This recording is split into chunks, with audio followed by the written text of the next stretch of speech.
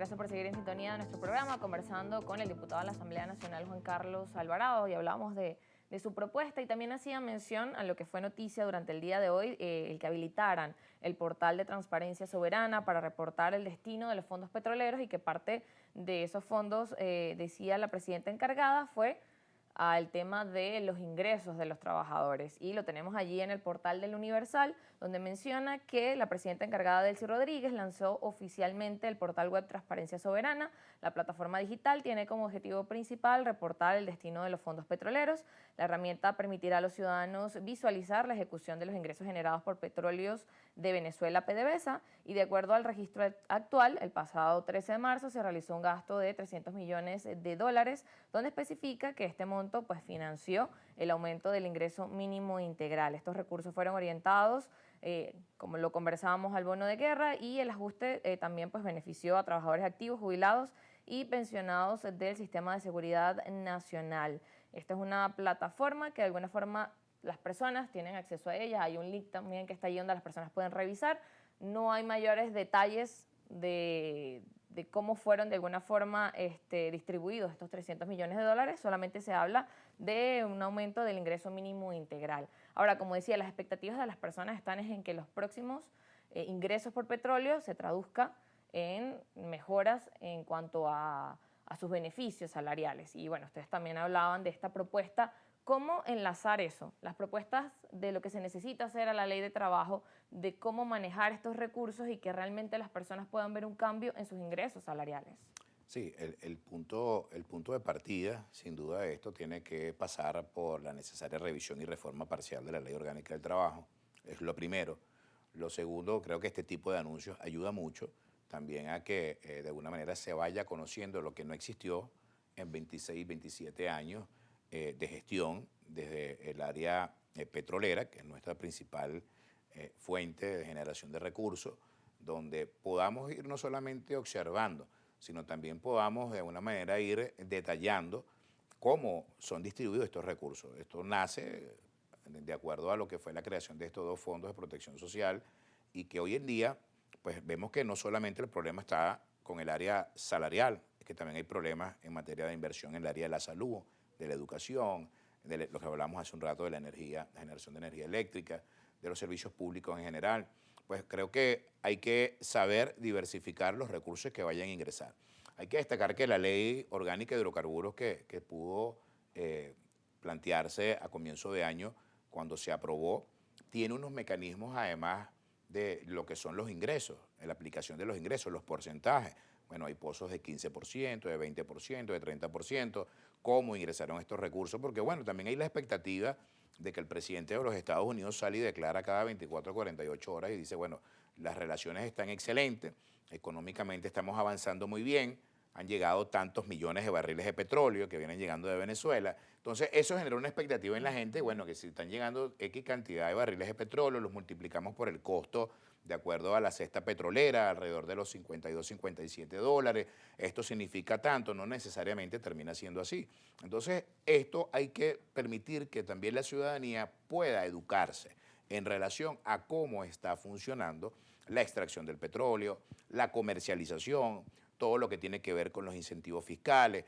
De alguna manera, saber el venezolano cómo están llegando los recursos es este portal que acaba de crearse, que además se familiariza mucho también con nuestra propuesta en materia de poder observar el trabajador, el jubilado y el pensionado en lo que nosotros estamos proponiendo en materia de las prestaciones sociales, que tú puedas, de alguna manera, lo que has venido contabilizando o has venido de alguna manera capitalizando con tus prestaciones sociales, lo puedas ir viendo en un portal que va desarrollando inclusive la posibilidad de que esté anclado en una moneda dura, que te permite además de que eso puedas saber con exactitud en qué momento puedes pedir un adelanto de tus prestaciones o no, si puedes invertir o no capaz en la Bolsa de Valores de Caracas o puedes invertir en títulos valores.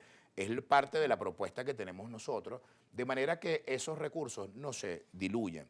Y eso va a partir, Soriani, lo que nos están viendo, que tenemos que tener un grado de corresponsabilidad todas y todos, de manera que nos sintamos de que este es un momento propicio simplemente para generar la protesta, o que líderes importantes busquen tomar estas protestas simplemente para llevarlo a una confrontación social, porque no es lo que quiere el país. Estas protestas que son completamente válidas y que tienen su derecho innegable a poder hacerlo para la reivindicación social y salarial, arroja un resultado, que es lo que quiere el Sí, trabajador y la resolución. trabajadora. Y hoy nosotros apostamos a que, sin duda, poniéndonos a la orden en la posibilidad de este instrumento que estamos proponiendo, pero además de conformar esa comisión que termine siendo más pública, que termine siendo más al país, que le diga a la gente, estamos trabajando en esto. Hay unos cálculos que hay que hacerse y que tienen que realizarse, y te lo digo con toda responsabilidad, desde la Comisión Permanente de Economía y Finanzas y Desarrollo Social. Ahí siempre hay debates constructivos que permitan de alguna manera también arrojar y entregarle al Ejecutivo propuestas para ayudar a minimizar también toda esta preocupación que tiene la gente. Pues hoy el país espera, sin duda, ansiosamente, cada vez que se acerca un 1 de mayo, había, y digo había porque vamos a 4 años que no ocurre, pero había una cultura de que cada 1 de mayo venía un aumento en materia del salario. Y bueno, haciendo ejercicio también a la reivindicación y el cumplimiento del artículo 91 de la Constitución, que habla perfectamente del aumento progresivo del salario mínimo en Venezuela. Bien, y justamente las expectativas ya están desde ahora para ese 1 de mayo, donde la gente espera ver eso, un aumento en su salario mínimo o de alguna forma, pues esas propuestas que le permitan ver, y como usted decía, bueno, que falta que se dé ese diálogo, que se den, pues de alguna forma esas medidas, porque no solamente es el aumento, como algunos economistas y analistas mencionan, porque, bueno, por ejemplo, hoy deciden aumentar el salario a $500, el salario mínimo. ¿Qué representa eso para la economía del país, para las empresas, para el Estado? Es realmente un monto que se puede pagar y como todo lo que viene con esa medida. Entonces, al final es como no solamente el aumento, sino todo lo que se requiere para que realmente el trabajador pueda ser beneficiado al final. Sí, por eso te decía que la importancia de educar para transformar. Hoy el país lo requiere muchísimo en esa materia. Aumentar. ¿Qué significa que el día de mañana tome el Ejecutivo Nacional la decisión de aumentar el salario mínimo a $500? Bueno, hay que explicarle a la ciudadanía por qué no es posible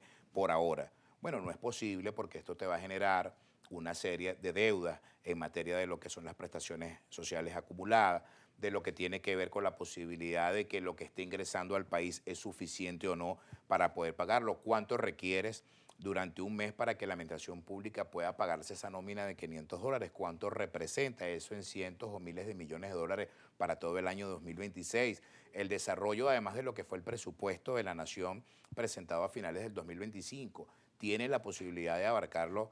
Tenemos distintas vías. Bueno, si tienes la del crédito especial, tienes la de crédito adicional, pero no tienes los recursos existentes.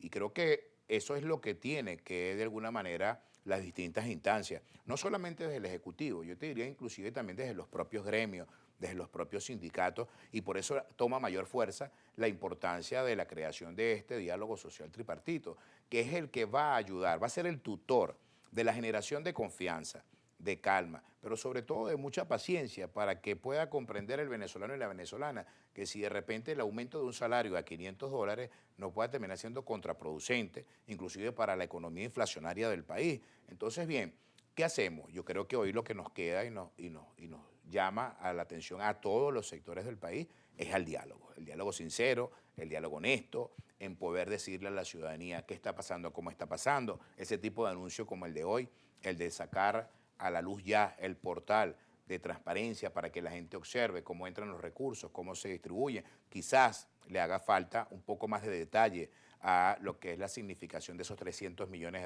Bueno, si los $300 millones se enviaron a lo que es el ingreso mínimo integral. Ok, perfecto. ¿Cómo se distribuyó? ¿Bajo qué área? Tantos millones para los jubilados, para los activos. O sea, todo esto, Detallado. mientras más transparente sea y más claro, creo que más se fortalece la institucionalidad de lo que significa la posibilidad de que el venezolano tenga un poco de calma y de paciencia para que ese aumento tarde o temprano llegue.